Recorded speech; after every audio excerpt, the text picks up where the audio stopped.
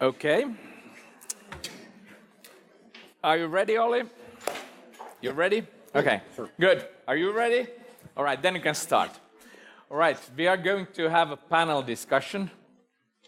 Panel discussions are extremely hard because it requires that those who are in the panel should be able to do two things. They should be able to both talk, but only when it's their time to talk, and then listen to the others. That's really hard, because most can talk, but they are focusing so much on what they are going to say that they don't really listen to the others, and then it doesn't become a discussion. So let's try our best to do this into a discussion. I have a lot of questions, and I want to start by thanking Stephen and Gemma. You had excellent presentations. I could use all this time just asking you questions, but that's not the point. Then it wouldn't become a panel discussion.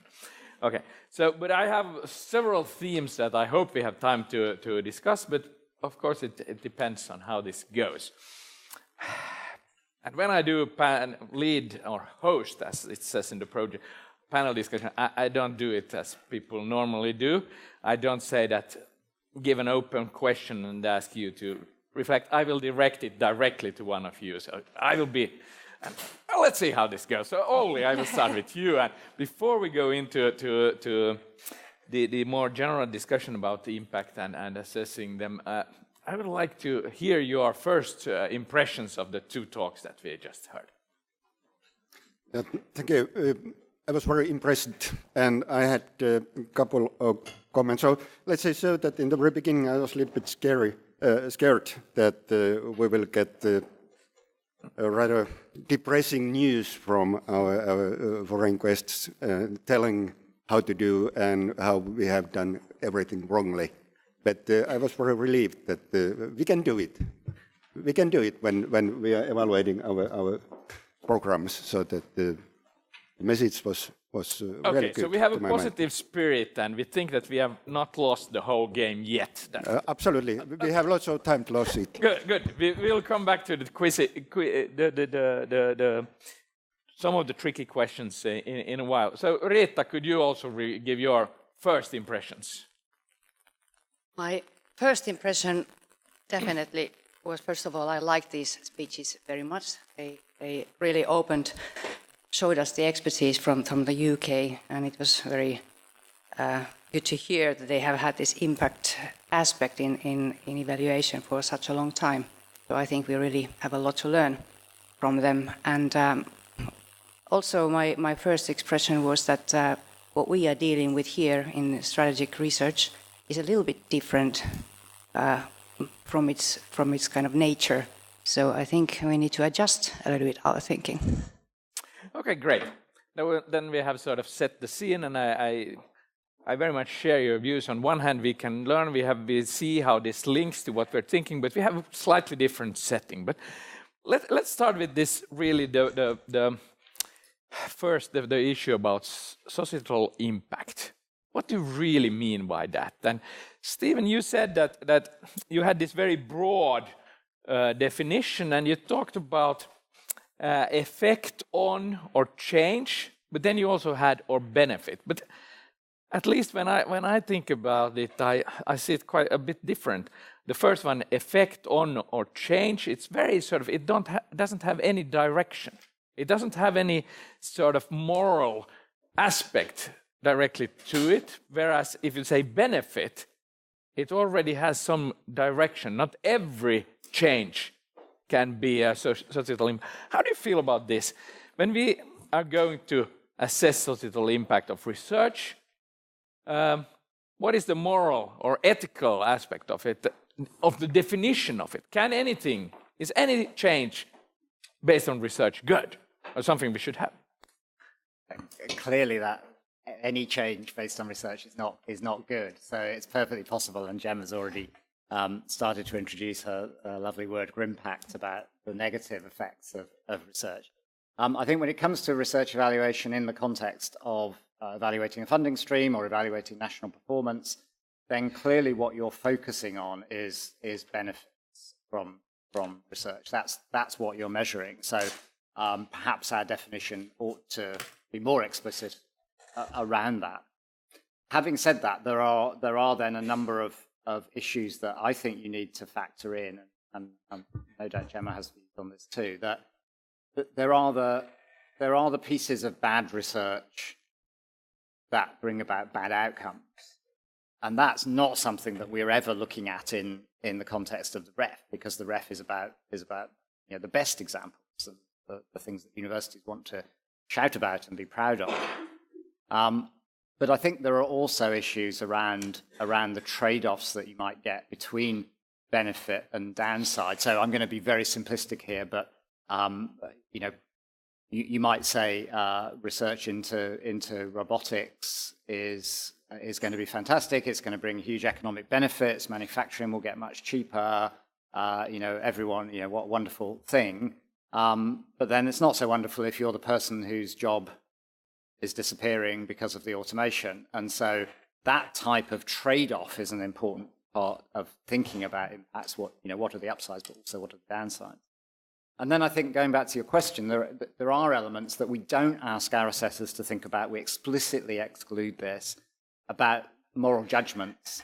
So an example of that might be, let's say you've discovered a new drug for a disease. You could choose to develop that through a drug company that will then charge large amounts of money for it, sell it only to the developed world, or you could develop it through a non-profit route that might make it available to people across the globe, even those who can't afford to buy it. And there is a moral judgment in that, as well as actually an economic one about which is the most effective way of doing it. But we've asked assessors to look at what's in front of them, not to think about alternative trajectories and so on. So I think it's an important issue to raise, but I think in the context of research evaluation, we are focusing on. Yeah, we're focusing on the positive, but we have to somehow also determine what is positive and what is not. One example that I often use is that after the Second World War, there was this book published called Hitler's Professors, listing 700 German professors who were providing high-quality, multidisciplinary research input to the Nazi project. And would that be sort of really societal impact? 4-star. I mean, they did it very efficient. So I think, it has this, and we have to have some process where we assess that. Gemma, what would you say about that? How do we determine? How do we see which are the impacts that we, and how do we limit? The definition, so that we go for those impacts that we can really stand behind and say that this is what we wanted to achieve. Simple question in the morning. Simple question. 2 ways of answering that. One from my research and another one just my general idea. In the REF 2014, impact was assessed by significance and reach, which was one of the mechanics that was provided to the panel to facilitate their research. And one thing that came out of my study was looking at how these mechanics actually worked against evaluators making these kinds of moral judgments that are perhaps not particularly helpful when it comes to evaluating impact. So in a way, these tools enforced a level of impact relativism that without them they wouldn't be able to do. So reach was not necessarily geographic, it was again quite an open definition, but significance as well. And so when you're talking about significance and reach as to mechanics used to evaluate impact, it allows you to not make these judgments about whether, saving lives in Africa was more important or less important than saving lives in the UK, for example, but being able to look at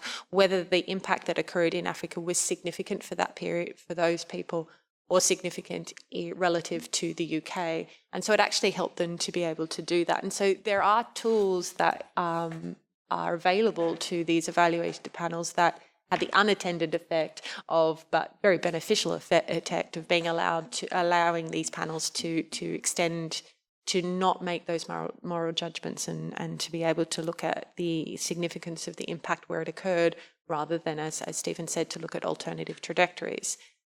How can we ensure that impact doesn't, only the good impacts are awarded? Well, that's where peer review becomes very important, because when it comes down to metrics or to replace it with any type of automated system, you can be completely blind to that effect. And one of the piece of the work that I'm working on at the moment, Grimpact, looks at the entire social science system as being broken when it comes to handling evidence and accepting that only good things can come from science. That's where peer review plays an extremely powerful process to be able to regulate that and to be able to promote a human judgment that can actually distinguish between impact and grimpact.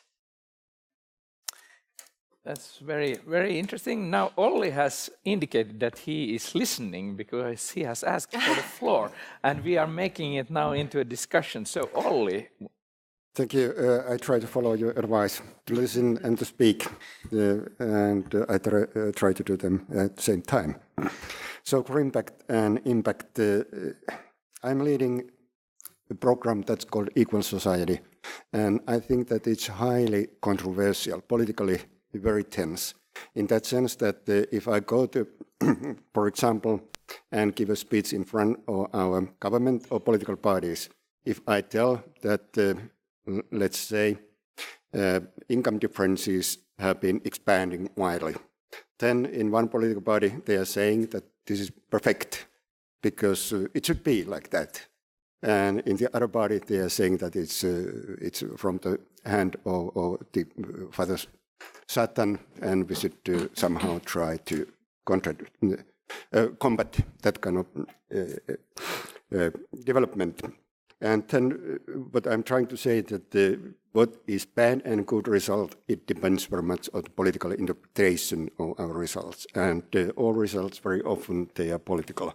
For example, when that climate report came out just a couple of weeks ago, then one minister in the Finnish government, he said that this is red-green, foolish, gibberish. That you don't need to care of it. So that's one example. And the other example, a practical example, I have lots of them, but I will only tell this one.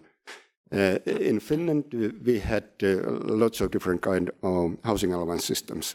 One system is general one, and another one is for the pensioners. And then our government decided to unify them, and they wrote a law. And the social insurance institution that was my employer then, we did everything ready so that in the beginning of 2017 they put them, and then they will be unified. But then they asked us to make microsimulations and evaluations. And what are the results?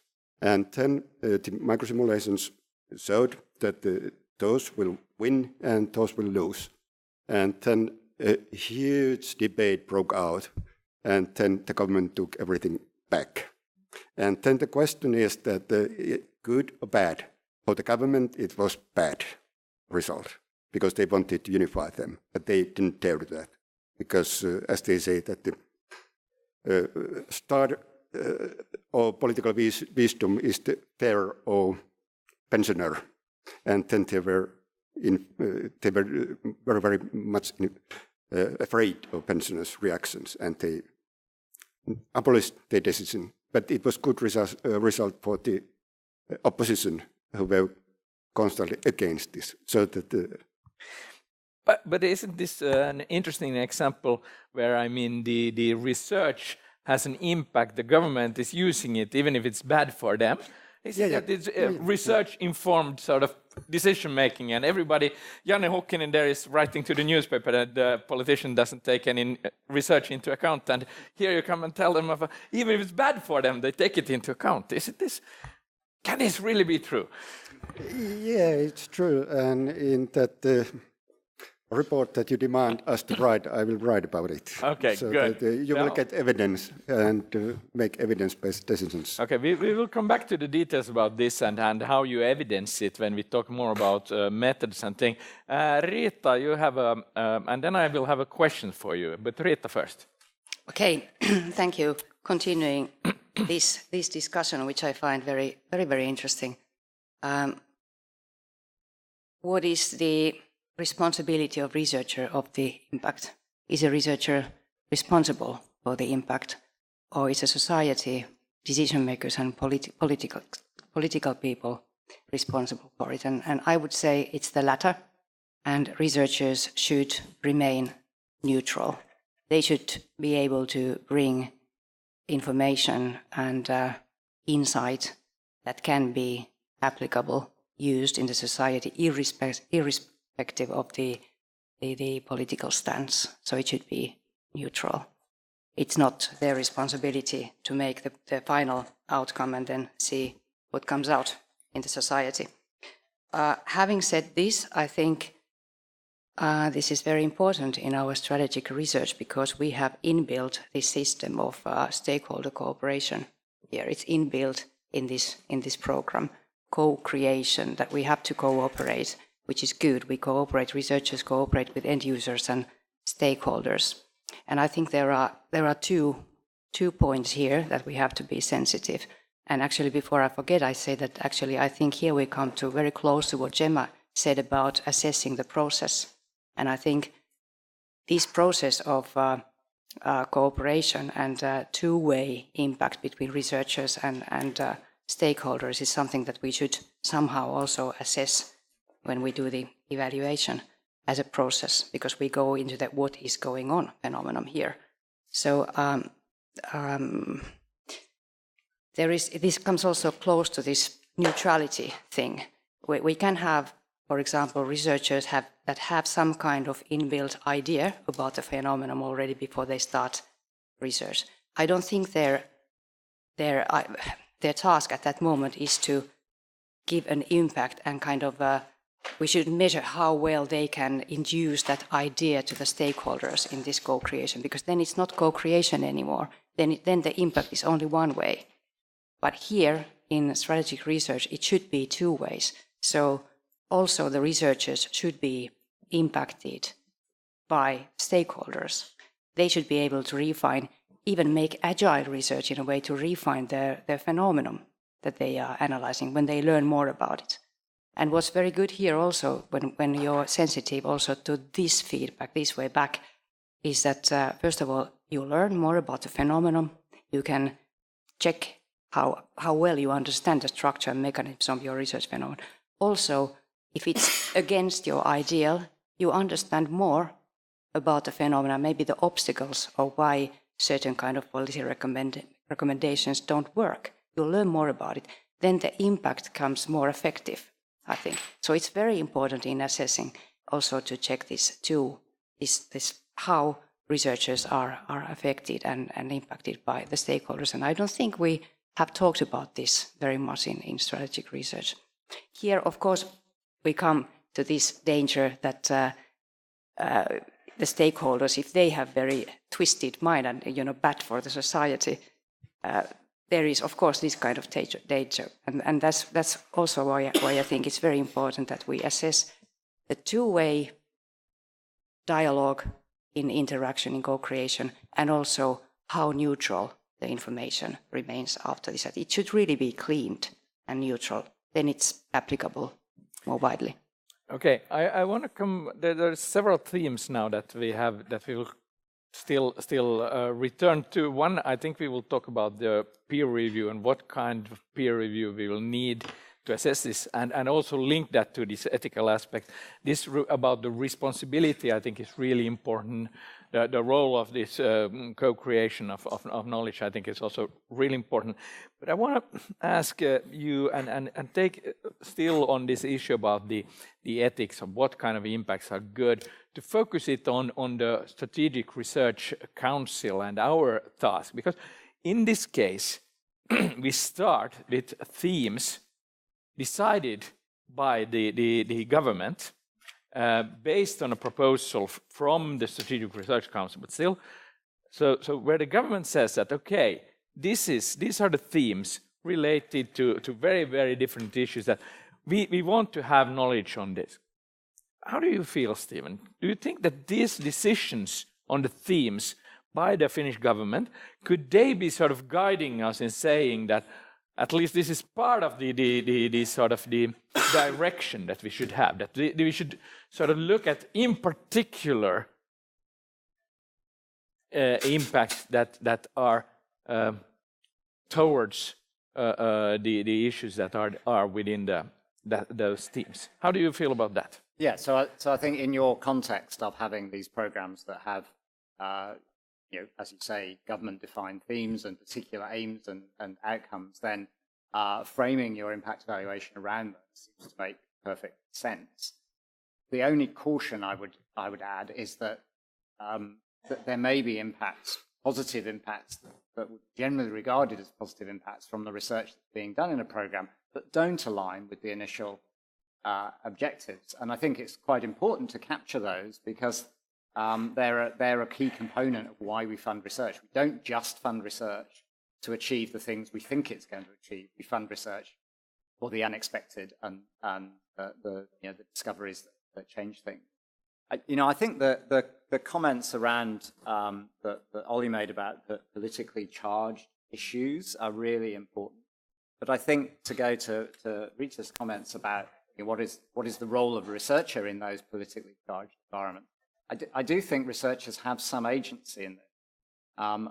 And whereas neutrality around the findings is important, I think there is agency about the way in which those findings are potentially used. So to give you an example from the UK context, school education is highly politically charged, highly ideological. Maybe it's also true here, but it's virtually impossible for researchers in education to come up with, to influence government policy if they find really important, insightful findings about how school education should be organised. Very difficult for them to change strongly held ideological positions. But what they can do is work directly with teachers and senior leaders in educational establishments and promote their research findings in that context to at least allow those practitioners to potentially take them into account at the level of the classroom or school, rather than seeing the only objective as to influence government policy and change that very hard. So within that, that's not about doing anything non-neutral about the findings, but it's about having agency to target your research at the group where you feel it can make the most difference. Okay, let me, before I give you the floor, I have a test one thing. I mean, Jussi is sitting here, and he has to, when we leave this room, he has to sort of write down and have some clear indications for the Strategic Research Council, and how are you going to do this thing? So, and I want to come up with some sort of clear indication. And based on what you said, I want to sort of throw at you and see if you can agree. Could one sort of recommendation to Jussi be that when you do this impact assessment of these projects and programs, on one hand, you should focus on the themes as they have been decided, but at the same time, you should be sure that you collect the evidence in such a way that you can recognize different sort of unintended impacts and not be too limited to this. Do you all just nod? Do you all agree with this one? Okay, good. Jussi, you write it down? Okay, good. Then we have first. So we try to be, on one hand, very sort of conceptual and deal with moral issues, but we also try to come up with very clear instructions for Jussi how to do his job. Okay. Gemma, if we go back now to responsibilities, I think we had this now about where, and I think this is an interesting question. Riitta was saying about what is the role. On one hand, we want to enhance impact when we do the research, and we should then come back when we evaluate it and see whether this enhancement has worked in some way. So we make it more likely that we have some impacts. But on the other hand, and in that process, we cooperate, we listen, we change our research, we do this, we co-create the knowledge with different stakeholder potential users. But on the other hand, what is the responsibility of the researcher? When do we have... So, just make it very sort of specific. When we had this IPCC report on climate, some people say that, well, IPCC is the solution. They just hand over the evidence and then now it's the politicians' thing. Yeah. And others say that actually they are the problem because they are framing it in such a way that nobody can handle this issue. So what is the responsibility of the researchers, these people here?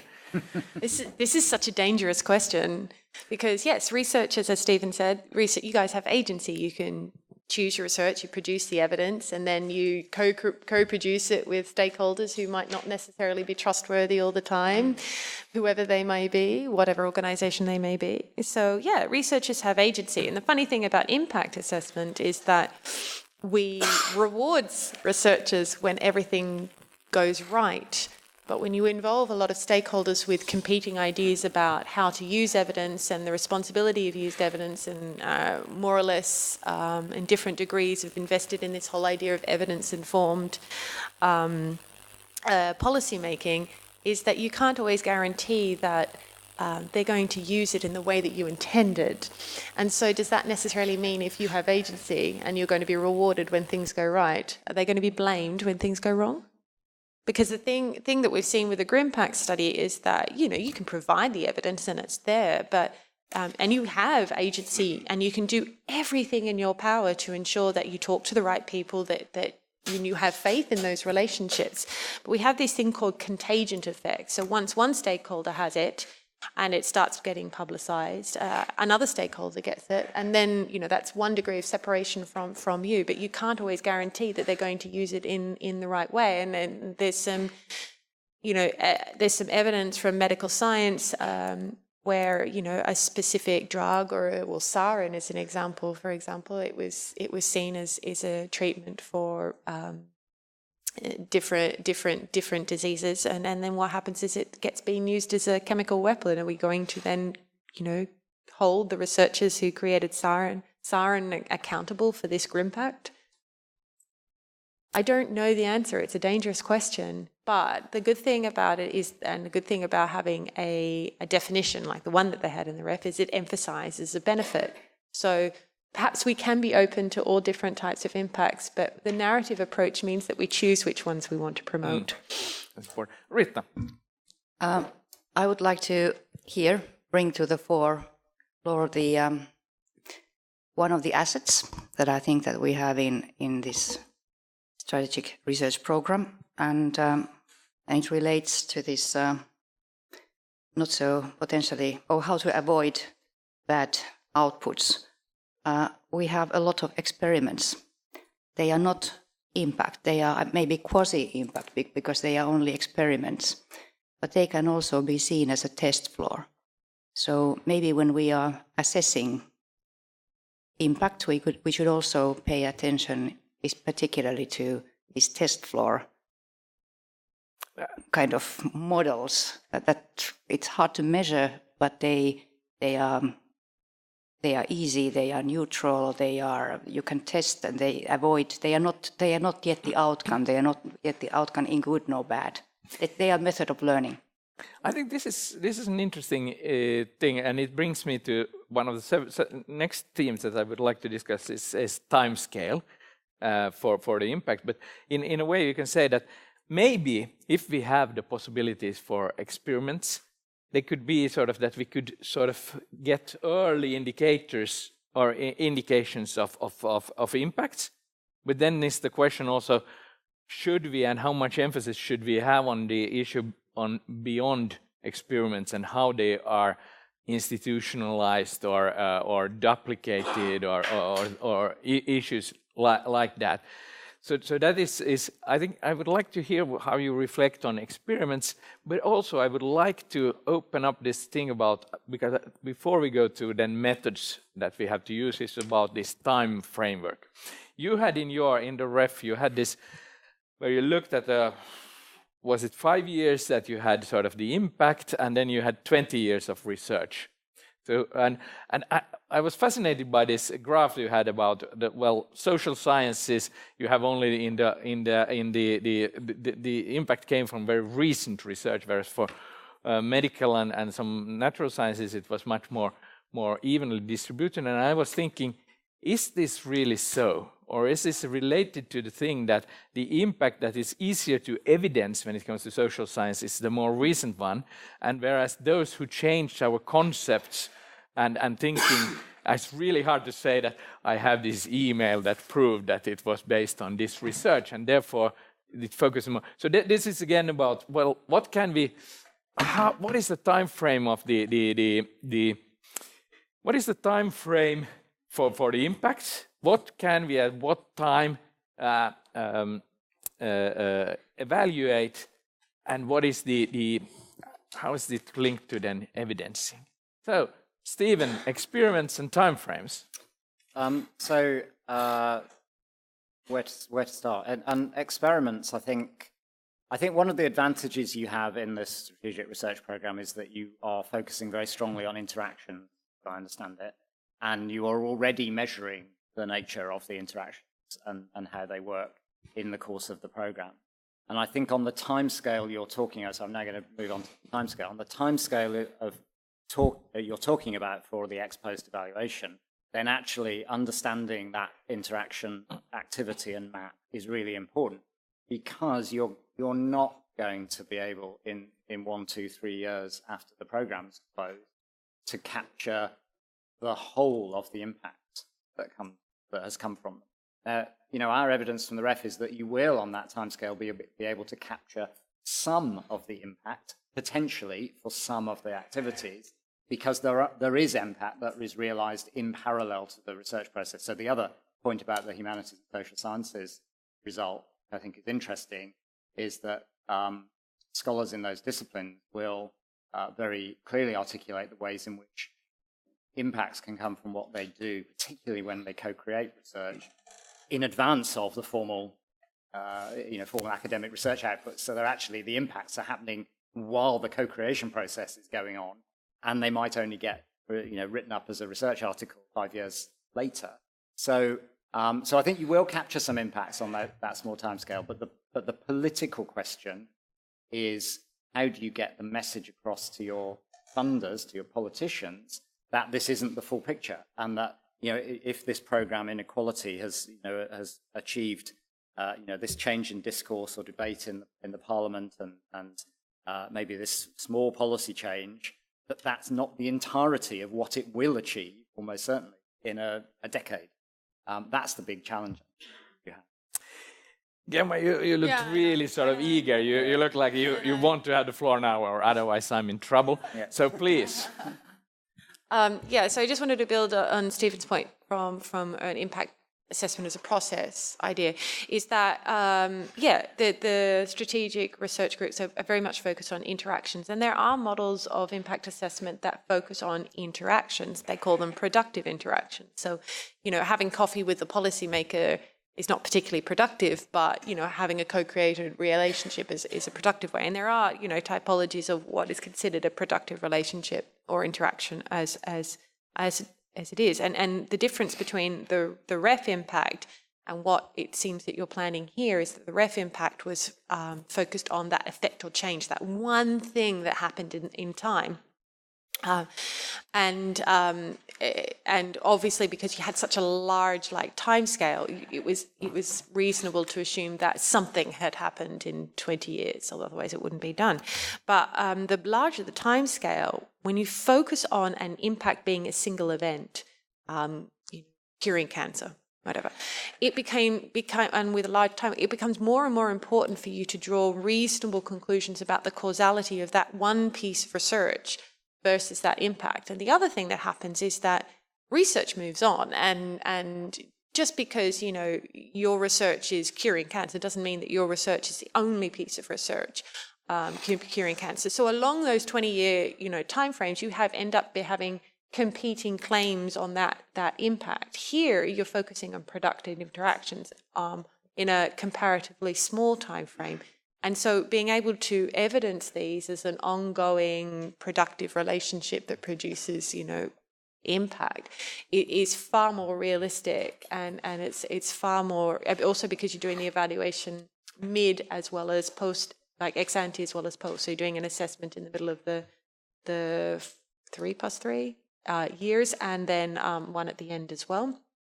Then focusing on interactions with an emphasis on productive interactions is perhaps a far more realistic and far more workable model for assessing impact than, including for this particular time frame over the 6 years an event-focused or one event-focused impact assessment, as was done in the REF. It's needed to make that So decision. you see, your task is not that hard anyway. So it's easier than for many. So good. Okay, Olli, you had some comments.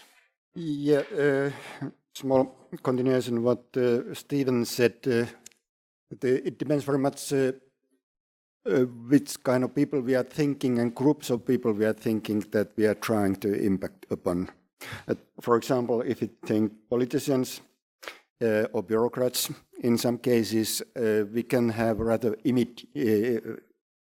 rapid results and immediate result. For example, that what I told about that reforming the housing allowance system.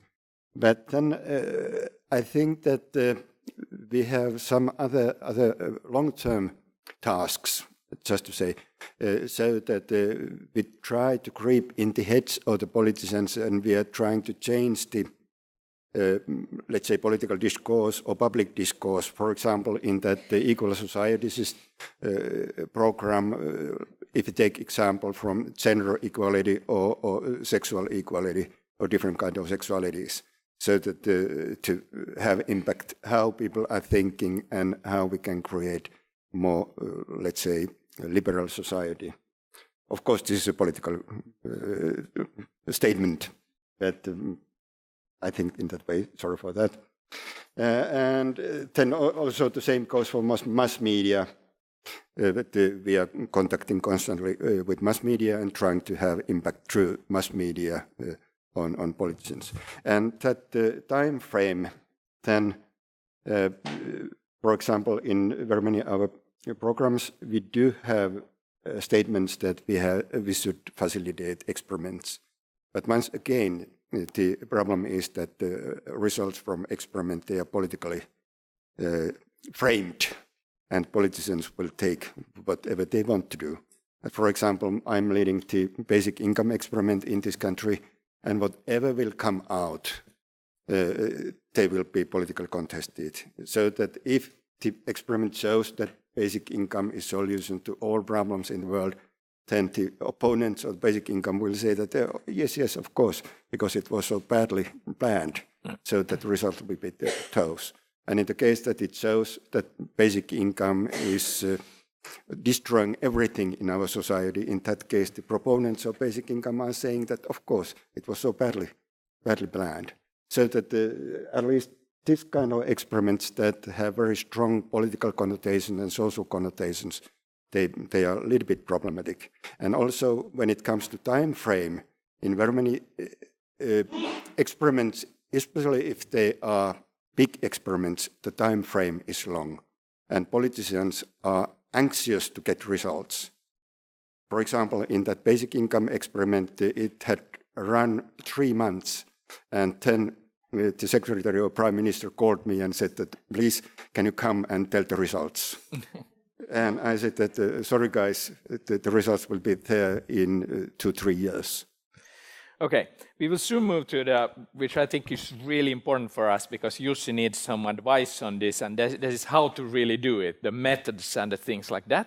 But before that, I mean, Gemma, you took up this about productive interactions, and these interactions are key. We see it as one thing of enhancing the probability that the researchers produce is sort of used, and doing also better research, as was mentioned here. But I mean, this is not just about interaction. We are not funding all these researchers just to do interaction. We want this research and high-quality research is produced in new papers, in high quality, to be part of this interaction, not any interaction. So how do you see, how can we focus these evaluations so that it takes both the productivity of the interaction and evaluates that, but also looks at, well, what has been the role of the research in these interactions? And has it really been is it promoting and enhancing the use of research, or is it just distracting the researchers and their time? How would you do that? Stephen? I think it's hard. So let's backtrack slightly. Why don't we include measures of interaction in the ref? And the answer is that what the ref is measuring is the outcomes. And actually, we don't want to incentivize lots of interaction that doesn't achieve anything. So I think you have to be very careful when you measure those interactions. I think my point was that on the timescale you're working on, that will be one of the things that is available to you, see how these projects have changed the way in which researchers and other stakeholders are working together on these particular challenges. And I think that's almost an intermediate outcome. If that is happening well, then you might, in 5 years' time, be getting real strong impact. If it's not happening well, then you certainly won't be getting impact in the future. And so something needs to change, and the way the approach is not right. So I think you can conclude things from that, but you do have to be very careful not to incentivize just, people going and having lots of cups of coffee with civil servants. That's nice and great, but is that actually changing anything? And I think, from my very, cursory understanding of the programs, because you've built co-creation into the process, then you can actually, in principle, in a qualitative way, ask questions about how that co-creation is changing the direction of research, changing the nature of research, which does allow you to go back to Gemma's point, to have some way of assessing the productivity, the effectiveness of action. Gemma, when Stephen now gave you some minutes to think about it, maybe you can reflect, and then Riitta, and then we move on to methods. Sorry, Olli, you spoke so much. I think building on what Stephen said, I think you've got to be really careful when you say we're going to either measure the impact as the event or the productive interactions, is that by doing that and setting up that definition, you end up framing the behaviour that the researchers engage with. I mean, we all want to be evaluated well, and we all want to be evaluated positively and get more money. So, of course, we're going to engage in those activities that we know are going to have a reward. The good thing about having an open definition, and that includes productive interactions, effects, it includes everything under the sun that can be is impact, is that you don't necessarily give any incentives for people to engage in some sort of purposeful game-playing behaviour, and that impact can be driven naturally. The downside is that without those kind of mechanics, then nobody has any idea what they're talking about and how to assess it. So there needs to be that balance between the two things, because evaluation is an extremely effective behaviour-changing tool in the academy. Not the Academy of Finland, but the academic world in time. So there needs to be that balance. And talking to Stephen in the last couple of days, he deals with that balance on a daily basis. So I thought that perhaps he was probably better to answer the question than I can. I can talk about the theoretical stuff, but he's actually had the experience. Okay, Riitta, you have a short comment because you asked for it, and then we will go to clear advice to Jussi how to do this next year. Okay. Okay. I think there's traditionally a big distance between research and the empirical world, and this question of how do we guarantee that it's high research that is and will be the basis of decision making in the world. How can we combine these two? And I think, sorry, but I still think we have to go back to this interaction model that we have here, because I think researchers are the clue and they are the interpreters of their own research to the end users. I think that we can't put this responsibility of interpreting theoretical research to the end users. So I think this model, at the richness, one part of the richness of this model is particularly the one that researchers are both researchers and the interpreters of research to the end users. And this when we think of assessing, then I think we should somehow assess how well we've been able to institutionalize the co-creation in this program, and what kind have we been able to develop the culture of cooperation and discussion, a culture of using research in decision making. And actually that just came to my mind when I listened to your example of this PM, Australian PM. I think this brought to my mind that it's because research is an enclave. it's easy. It's somewhere there. It's easy to touch. But if it would be part of the society, part of the decision making through this co-creation method, it wouldn't be so vulnerable to ad hoc hits, political hits. Good. Let's move on. How should Jussi do this next year? Okay. That's the problem. Okay, Gemma, when I listen to you, and I want to save some time here, so let's see if we could agree on this advice to Jussi. That when I listen to you, I felt that you very strongly would say that one essential part, or the essential part, is that we have to have a peer review of panels for these projects that do the evaluation. Is this a correct way of framing it? Could we give this as one bullet point for Jussi? In the preliminary stages of impact assessment, before it becomes a known socialized idea about what is excellent research, yes. Yes, okay. Do you all, the rest of the panelists, would you also say that we should have panels that do this? Can you agree to that? Good. Then let's save a bit of time. No, you don't take it yet. But if we have panels, who should be on these panels? So, Stephen, who should be on this panel? So that was the point I was going to make. That I think that having some panels and the peer review process, and for all the reasons Gemma has articulated so clearly, is central. But you do need to have a diverse group on the panels, and you need to include the stakeholders who were involved in the co-creation and are the end users of the research in evaluating the difference that's being made. So I think you need different sorts of panels from a conventional academic. And Olli, you wanted to say something on that? Yeah, the answer is pretty simple. All our best buddies should be included in the panel. But actually, I think there's one problem here, and I think that when we have been speaking very much here about high-quality research, but we don't say that much on that topic in those announcements that the Research Council has from the government. They are not that much interested on the quality of research, they are interested in impacts.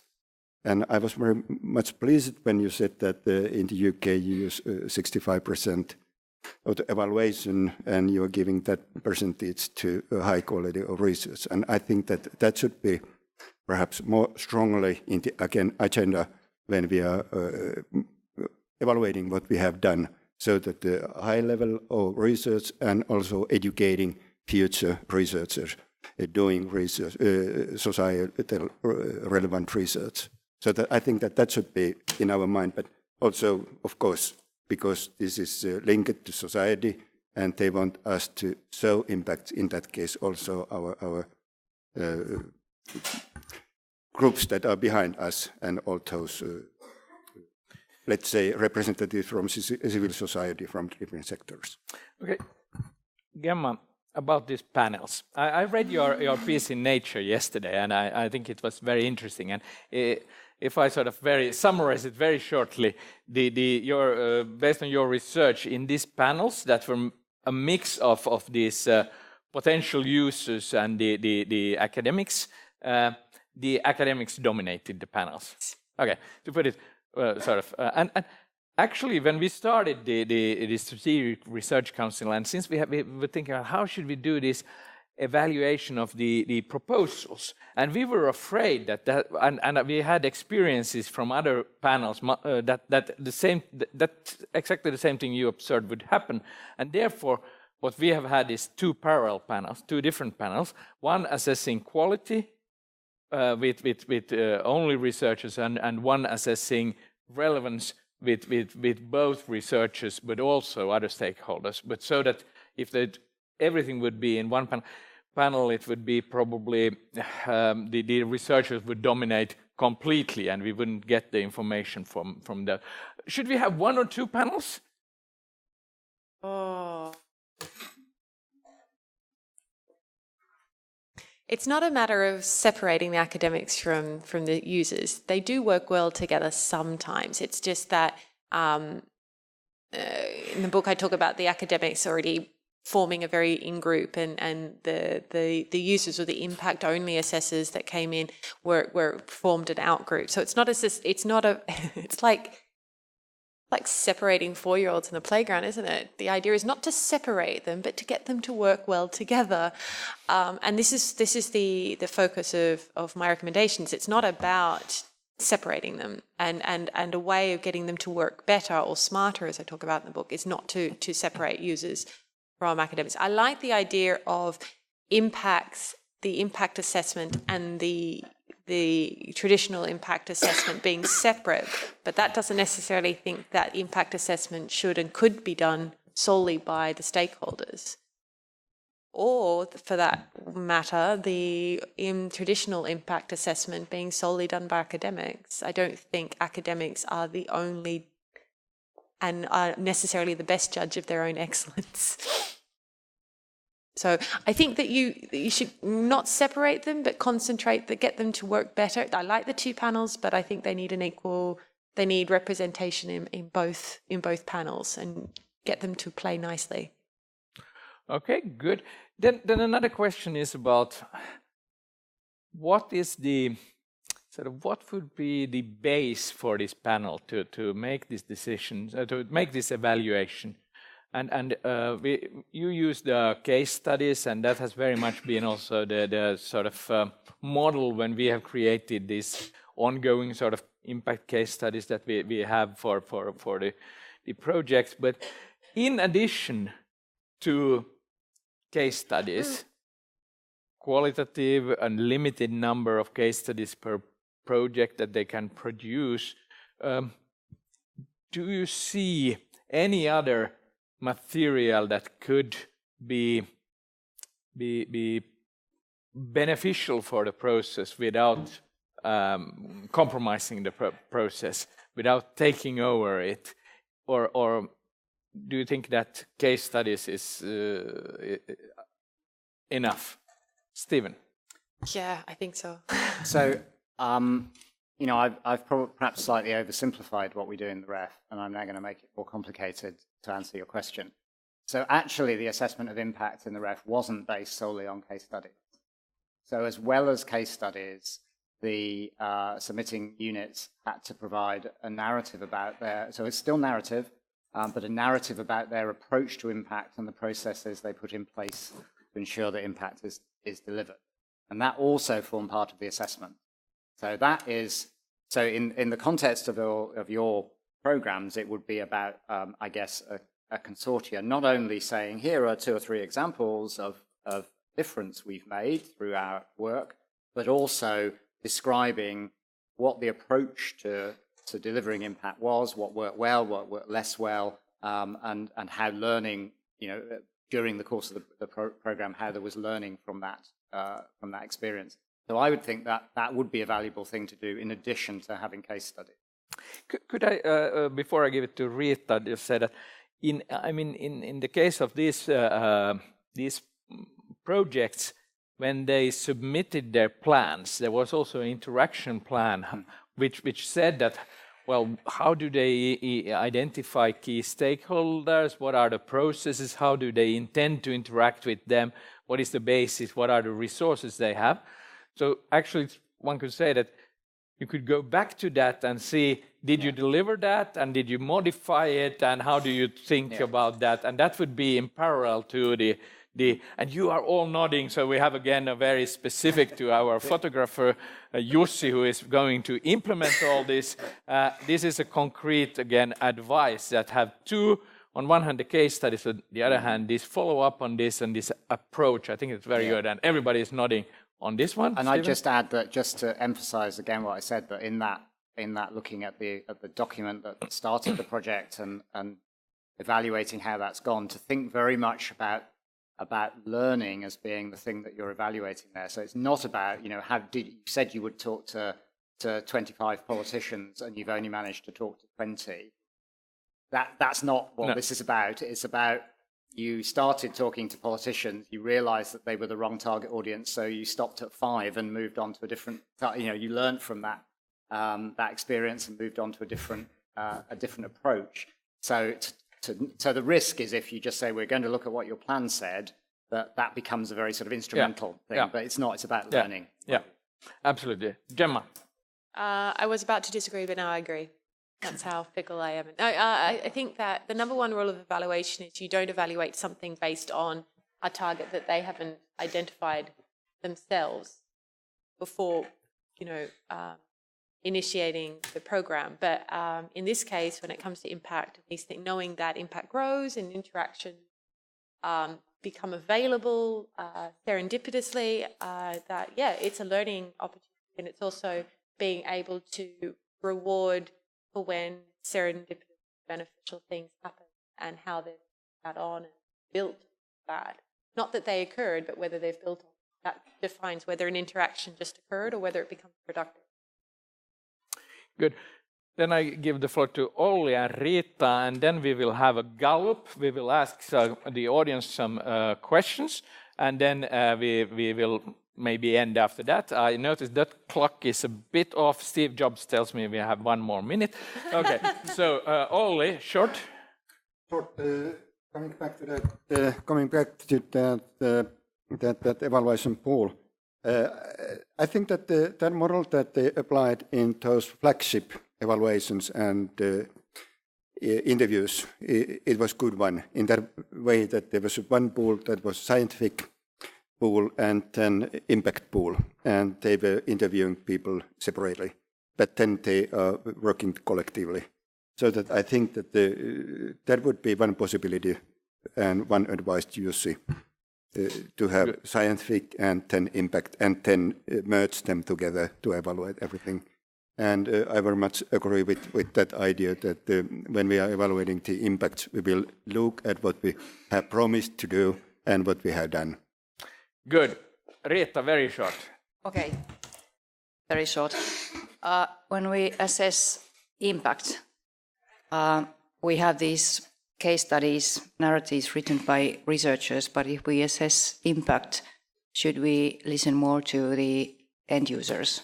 Should we ask them to write the case studies? Should we hear from them what worked, what didn't work, what was useful, what was not useful? Was it useful? That's an interesting idea. That's something we have to think about. Okay, now I will ask you. You are working in the projects. You will be asked to provide the information for these evaluations. We will do this, just you raise your hand. I have 2 questions, and you can answer yes to both or yes to one. Let's start with the first. How many of you are terrified by this idea that you will be asked to provide information for this impact evaluation? If you are terrified by this idea, raise your hand now. One and Jussi, okay. And then there was somebody who mentioned that you should be enthusiastic about doing this. Enthusiastic? I think it was Jyrki who was saying. So how many of you are enthusiastic about the possibility to provide information about your impacts? Yes. Yeah, okay, there are some enthusiasm. Okay, so this is the basis we have to sort of work on. Thank you a lot for your insights. I think we will come back to you. You don't think when we bring you to Finland that we let you off the hook that easily. We will have follow-up questions and things like that. But thank you a lot. This I think, helped us bring this forward. And then Jussi will give the conclusions. Thank you very much, Per, Mickwitz, and the panel. No, thank you. That was a really good idea. That was really nice. You know, last time we had a panel discussion hosted by Per Mickwitz. One of the panel members, when leaving the room, said to me, well, nobody does it quite like Per. And I think we can thank again our host for not doing it quite like anybody else. Thank you very much, Gemma and Stephen. Now I'll switch the language to our domestic one, to Finnish. Tämä oli siis aamupäivän osuus.